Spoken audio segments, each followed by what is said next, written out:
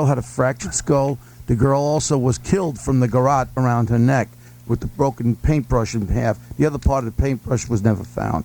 The other most important part of this case was the fact, and Dr. McCann, renowned forensic pathologist, stated that there was a object that was jammed into the little girl's vagina, a wooden object. Yeah. Now, if the father followed this, and there was signs of prior sexual abuse, this is the whole point of this damn case, and it's right in front of everybody. If the father was abusing the little girl, he certainly is not going to stick a stick in her. If the mother went flippy and fractured her skull, she's not going to do that. So you look at what other person, there was 3 people in that house, and the third person is obvious to me is the little boy. Now, here's the facts why I feel that way. When I was a homicide detective and when I worked in Manhattan, up in East Harlem, why are you doing this? I'm listening to you. Why are you doing this? My duck. You know, Geraldo wants me to go on tonight, but I could get a little bit more attention. So listen to this. Yeah. You have this little boy that's involved in a homicide. You got to get to the point. We had a case where you have evidence mounting up. Now, first of all, the little girl was supposed to have gone to bed at 9 o'clock and went to sleep, never was up. Right. Fact of the matter is there was a bowl of pineapple chunks on the kitchen table with Burke's fingerprints on it. Fact, 2 o'clock in the morning. Burke? Is the son. Okay. Is the brother. Okay. Yeah. Fact, 2 o'clock in the morning is when this eerie scream for 3 to 5 seconds goes on. The woman across the street hears it. It's a little girl screaming from the Ramsey house. Fact, when they do the autopsy on the little girl, in her stomach has the same pineapple, stating that she ingested it 2 hours prior, meant that the little girl was awake at 12 o'clock. You got fact here also in the 911 call when Burke's supposed to be sleeping. They have his voice in the background. It's been analyzed and been brought back. Also, you have the handwriting samples. Now, they got handwriting samples. So the kid did it? No, I believe the kid is involved. Oh. These parents covered it up. There's your ransom note done by the mother because it hasn't been eliminated with the handwriting analysis. It's not a perfect science. And you have a lot of factors. What I call it is experiencing juvenile sexuality. What I think happened... Get me one of those Bulgari watches, would you? What I think happened was this kid was involved with his sister, right, and possibly he's the one that jammed this thing into her vagina. And when she screamed, she has a fractured skull. He hits her on the head. When the father comes down there, whatever happened, the cover-up then begins at 2 o'clock in the morning. They have to 5:45 to cover up. He leaves the house when the girl's supposed to be kidnapped at 10 o'clock in the morning when they're waiting for the kidnappers to call him back for an hour and 10 minutes to pick up his friggin' mail. This is when your little girl's kidnapped. They should have indicted him and the old lady for perjury because they could have got him on perjury, stating that the kid was sleeping when they got the tapes there, that they know the kid was asleep. They should have indicted him on something and squeezed him and put a garrote around their neck until they open up on what happened with that. Because there's a little boy who needs help here. Whether you know it or not, there's a little boy involved in a homicide. He's involved in the sense that he was there, and you have to help the kid. He's not going to jail, but the parents have to face the fact this is not going to go away. I'll never let it go away. You have a dead little girl. That chump-faced O.J. Simpson killed 2 people. He got away with it. These parents are not going to get it. It's understandable about the parents covering up for the son. Here's what I heard. Remember the Bible? When Adam and Eve had the 2 sons, one of the sons killed the other son, and it was they knew the other son killed him because there was no one else left to kill. Right. My point is, this case can be broken if these parents finally face the fact it's 3 years later. Let's open up, and I would understand them covering it up. They want to lose their son, but their son is involved with this case. Got to take a breath. I'm begging you. Got to take a breath. You sound like more Dixie Chick records. You sound like a crazy person. All right, now turn Bo's mic off so you can't interrupt my next guest here on the I'm Smarty program. So we can. I realize I'm 3 years late getting interested in this, but we are. Please welcome now to the Imus Morning program from KHOW Radio in Denver, Colorado. Peter Boyle. Good morning, Mr. Boyle. Hi, man. Good morning to you. How are you? I'm well, thanks. So we're watching, I watch Gibson on MSNBC and some of these other programs from Harlan and stuff, and we've seen you on these various programs. And of all of the people we've seen, Charles and I were talking about, so who can we go to ask about this who's not a nut? Right. And we came up with you, so. So who killed this kid? I personally believe the mother did, and the father helps cover up the crime. Do you think the kid had anything to do with the brother? No, I was listening just a second ago. There is no way. As a matter of fact, a number of pathologists who have read the autopsy say the force of the blow, Don, that dropped this little girl would have dropped an NFL lineman. He was 9 at the time. Burke Ramsey's a slim little kid. He was 9 years of age at the time. There's no way he could have brought down that blow to that extent to do that to his sister. And by the way, let me put some addendums on people who want to believe it's Burke Ramsey. When school resumed after the Christmas vacation, the Ramsey children went to a school called Skyview Elementary School in Boulder. John and Patsy Ramsey allowed that little boy to go back to school, to elementary school. Now, you, I know, are a dad. Could you imagine, armed with that kind of knowledge, that you would allow your son to return to school with counselors, teachers, and other little kids? As a matter of fact, for a time, he went and lived with another family. Now, he's an interesting player in it, but he's certainly not the killer. Why did the mother, and what is that all about, do you think? Well, she is at best the consummate show person. We believe, and I'm certainly not alone in believing this, that they arrived home that night, and they pulled the Jaguar into the garage and looked at one another and said, "This is the night we take the little girl's life." But as the FBI has said, something happened in that house, and it triggered the event, the catastrophe. It was an accident. She struck the little girl. I personally believe she struck the little girl with a mag light, with a flashlight, for most probably bedwetting. As simple as that sounds, I really think it was the trigger. How about the I'm trying to phrase this. The violation, the sexual abuse. That's part of the staging. Patsy Ramsey, and part of what brings it also back to Patsy is inside, and this is difficult, and I realize it's a morning show because I do a morning show, but inside and on the hymen of the little girl, there was a very bad bruise about 20 minutes of the hour. And then there was, found in her hymen, a splinter, if you would, and the splinter is the best way for me to say it, material from a paintbrush. Oh. And the paintbrush, it was also the garrote that was used to tighten the garrote was one half of a paintbrush. Now the paintbrush was Patsy Ramsey's paintbrush, and it would have been snapped in half. And her paint supplies were hidden in a box in the basement. So these terrorists, these intruders, these kidnappers knew exactly where to go to find Patsy Ramsey's art supplies in another room in the basement at midnight or whatever time we're led to believe this. Break the brush in half, put the other half back in the paint box, hide that again, and use the part as a garrote. But what's put together is this little bit splintery material of the paintbrush was found stuck on her hymen. Mm-hmm. And so the paintbrush handle was most probably used in the staging of the crime. Okay, we're talking with Peter Boyle from KHOW Radio in Denver, Colorado. Well, now, if you know this, and it sounds all reasonable to me, and then why haven't we indicted this one? Why didn't the police come up with this? Why didn't the district attorney come up with this? Sure, well, they know all these things. What it is, and I was listening to you talk about O.J. As you know, Johnny Cochran and company were able within about 2 weeks to make this the trial of O.J. Simpson, or rather take the trial of O.J. Simpson and turn it into the trial of the Los Angeles Police Department. Right.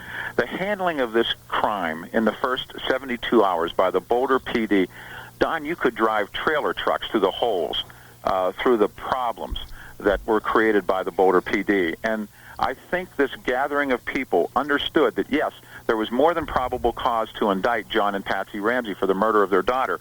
However, if you went into court, and they are, as you well know, millionaires, they had a defense team.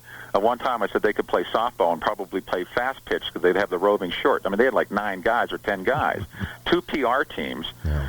I mean, they would come in with the biggest heavy hitters that they could hire, and they would create great probable cause or reasonable doubt because of the crime scene handling. So the problem stems from what you just said, the crime scene handling. I mean, I don't know if you saw her on Good Morning America. In other words, there's no motive on the part of the district attorney or the police or anybody to cover this thing up. No, okay. No. I mean, major mistakes were made in this in the beginnings of this. The handling of the Ramseys, they were millionaires. They were handled with great deference by the police.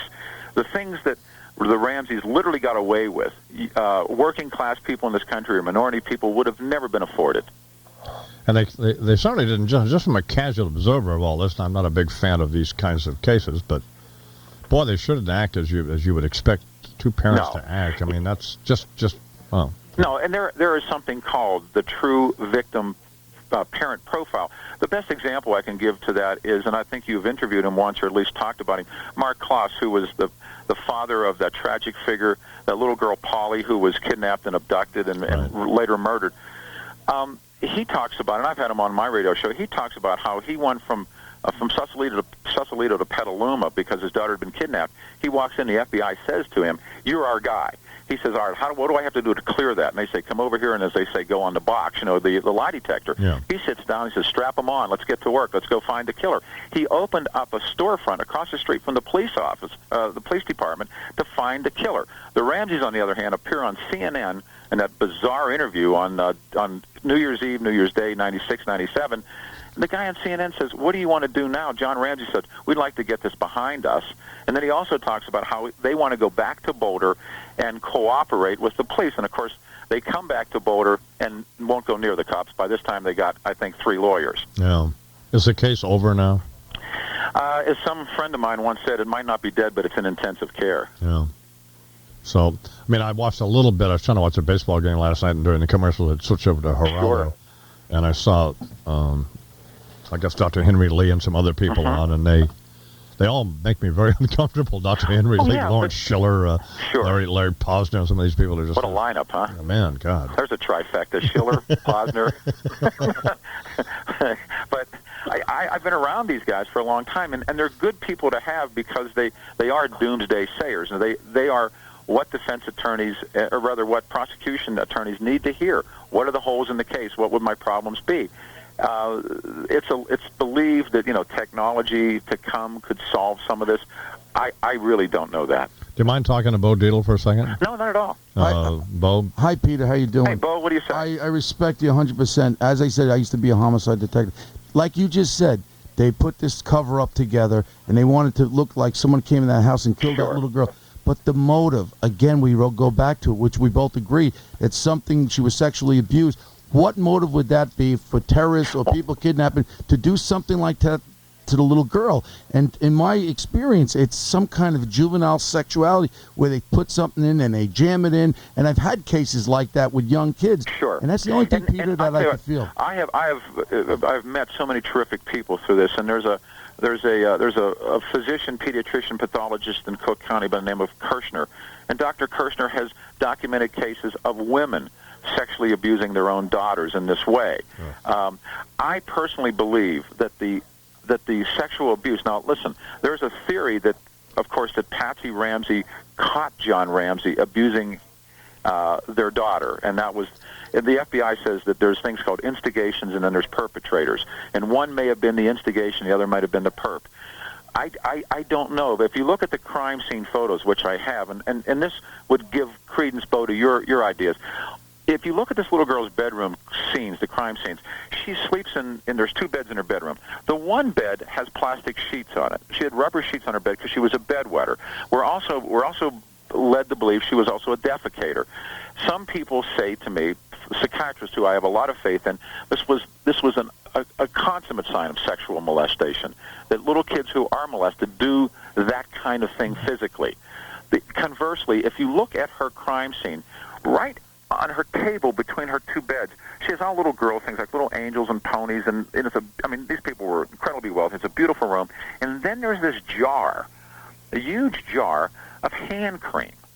And it's right there, and the lid is off it. I've been allowed to see some crime scene photos, and you look at that, and right away I've talked to people who deal with molestation, and they say, and I think I don't need to explain why that would be significant in terms of sexual molestation, but there it is. Dr. McCann, Peter, Dr. McCann, the child sexual abuse guy, the doctor there. Sure. He determined that she had prior sexual abuse. Absolutely.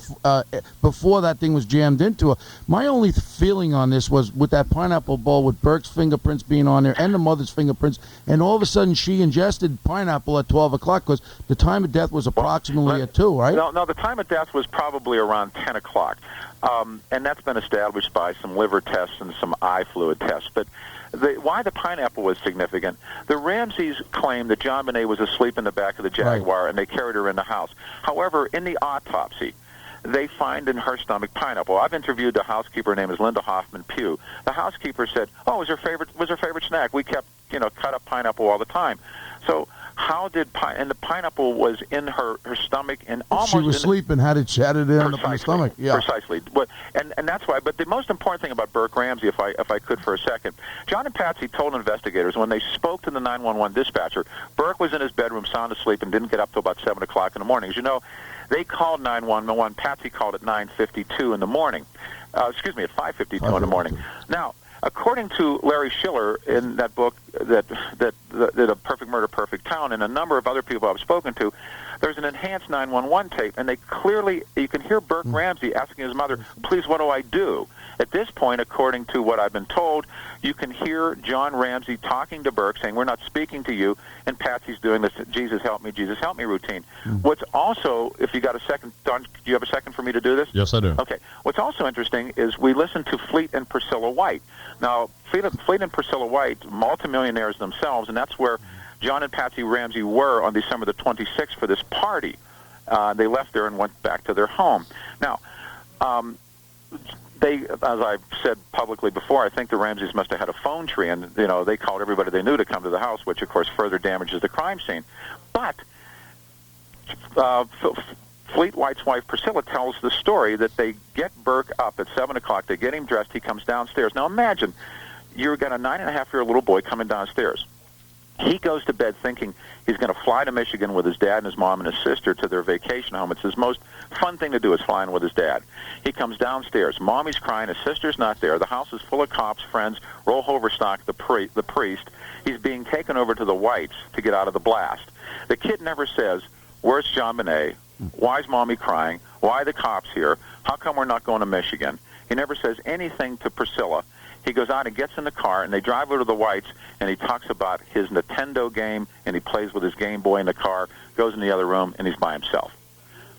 Somebody worked him over. Oh. Well, that's, Peter, as far as I'm concerned, is the only thing that makes me feel different about the mother and father is this sexual abuse. I keep going back to it. It's a youthful type of experience, exploring sexuality, where they shove something in like that. And I think you cannot eliminate it completely because the boy is up and around. But, and I would, at great length say that the preponderance of evidence doesn't support Burke.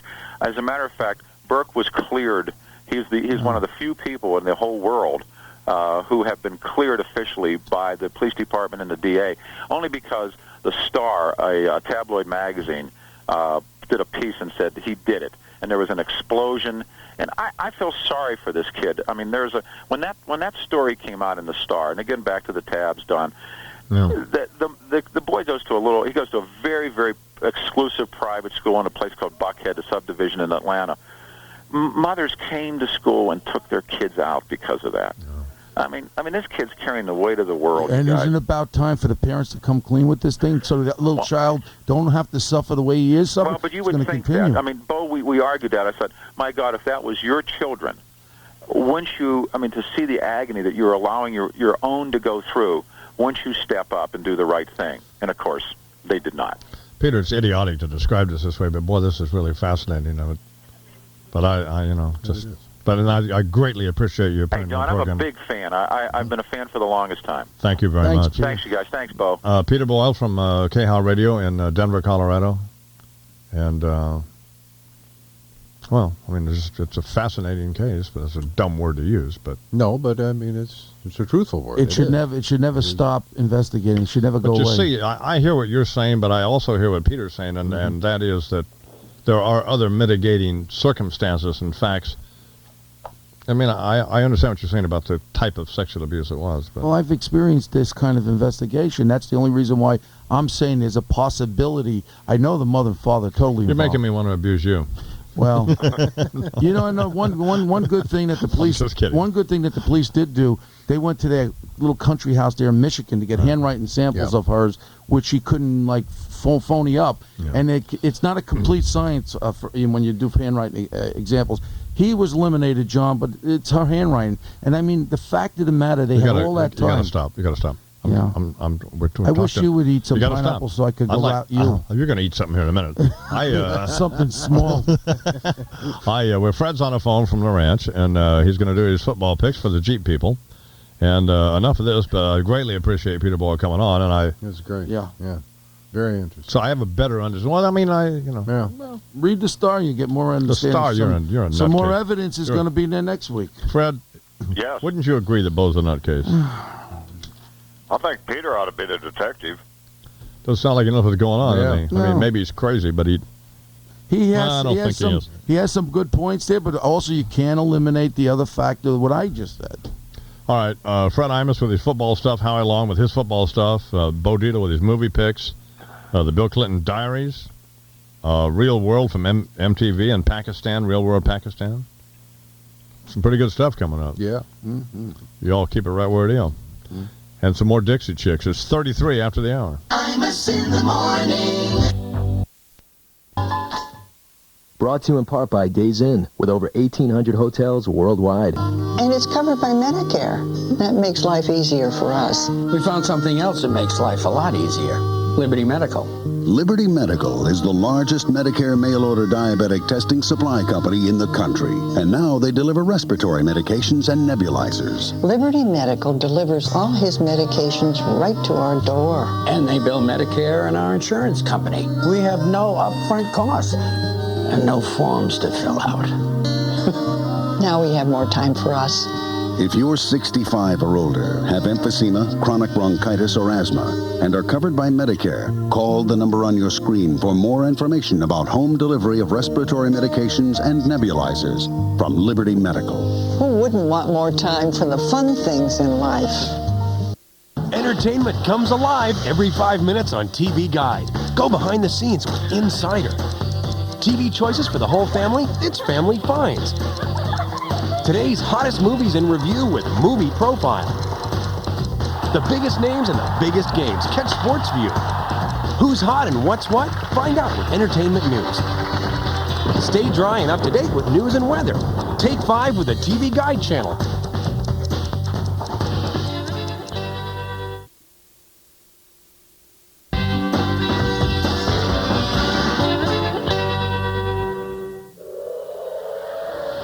The hottest teams, the best matchups, and the biggest names in sports. It's TV Guide Sports View. A third of the NFL season is in the books, and teams are already planning for the playoffs. Here's Sunday's best matchups. 2 of the premier teams in the AFC East battle it out when the New England Patriots host the Miami Dolphins in a super regional division showdown on CBS. One of the NFL's biggest rivalries is renewed when the Minnesota Vikings and Detroit Lions square off in a regional matchup on Fox. Following that great matchup, the Green Bay Packers and Denver Broncos meet in a rematch of Super Bowl 32. The Washington Redskins can hold on to their first-place lead in the NFC East division by knocking off the Arizona Cardinals when the two teams play in a big primetime matchup on ESPN. Here's a quick rundown of the rest of Sunday's top NFL showdowns. The Jets have failed to score a touchdown in 2 of their 5 games this season. The Raiders' 3 losses are by a total of 8 points, and Seattle's Ricky Watters is on pace to set a career high for carries in a season. Find out baseball's latest playoff news right after this. Why not jazz up dinner tonight with Zatarans? You snazz it up. Razzamuts has it up. In New Orleans, we jazz it up with Zatarans Jambalaya. Zatarans Jambalaya is a classic Louisiana recipe of rice and spices made in one pot. Slice in sausage, chicken, or shrimp, and it's ready in 30 minutes. Everyone wants some tonight. In New Orleans, we jazz it up with Zatarans. Yeah, Zatarans Jambalaya. There's plenty of great nationally televised sports action to go around Sunday, and you can watch all of the events. Here's a few of your top viewing selections. There's only a month left in the NASCAR Winston Cup season, and the points title is still up for grabs. On Sunday, the top drivers on the circuit are in Talladega for the running of the Winston 500 on ESPN. The New York Mets could play their final home game of the season when they play host to the Atlanta Braves in Game 5 of the National League Championship Series on NBC. Boston's comeback kids continue their crazy postseason when they battle the New York Yankees in a crucial Game 4 of the American League Playoff Series on Fox. Here's an in-depth look at Sunday's important Major League Baseball playoff matchups. Mets catcher Mike Piazza hit just .211 against the Braves in the regular season. Chipper Jones hit .400 with 16 RBIs against the Mets in the regular season. And Greg Maddux has already beaten New York 3 times this season. Make your play of the day with Sports View at 15 and 45 past the hour, only on the TV Guide channel.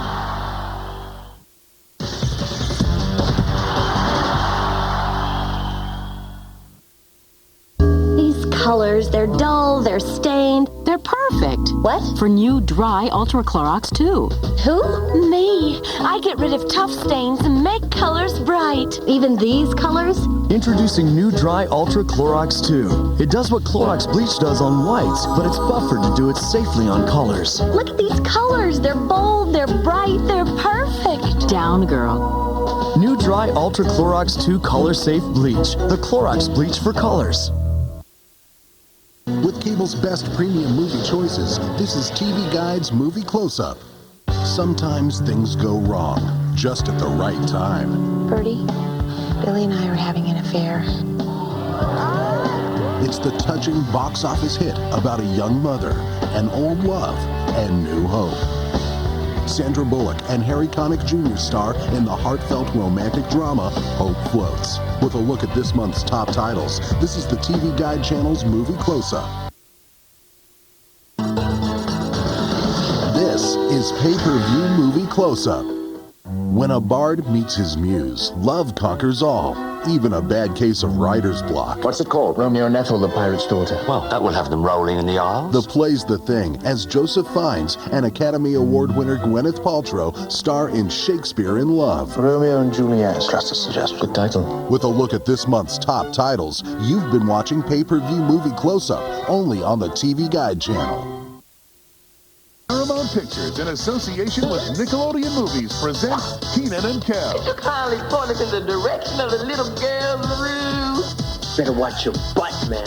Okay. In the family comedy with everything on it. Why? I give up. There is no way a guy can watch his own butt. Good Burger. Y'all ready for this? Can I take your order?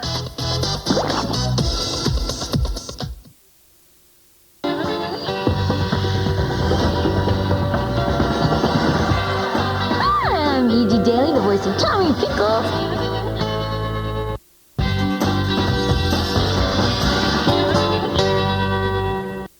Who's hot and who's doing what? Find out with TV Guide's entertainment news. All eyes were on Farrah Fawcett's reunion with David Letterman. During her last appearance in 1997, she was rambling and fidgety, prompting speculation she was on drugs. This time around, Farrah fared much better and even joked with Dave about the experience. In fact, they were so busy poking fun, she never got around to plugging her new movie, Silk Hope, in which she plays a Southern belle with a wild side. Hope premieres tonight on CBS. This is entertainment news. Is your skincare product incomplete? Now have it all. With Olay Complete, protection from UVA and UVB rays, vitamin E, and light Olay moisture. Oil of Olay Complete, proven to give your skin everything it needs most. We put raw power and intelligence in 2 liquids and created something astonishing. New Liquid Plumber Foaming Pipe Snake Clog Remover. It cleans your pipes, even the walls, like they've never been cleaned before. With new Liquid Plumber Foaming Pipe Snake, clogs don't stand a chance. Is your skincare product incomplete? Now have it all. With Olay Complete, protection from UVA and UVB rays, vitamin E, and light Olay moisture.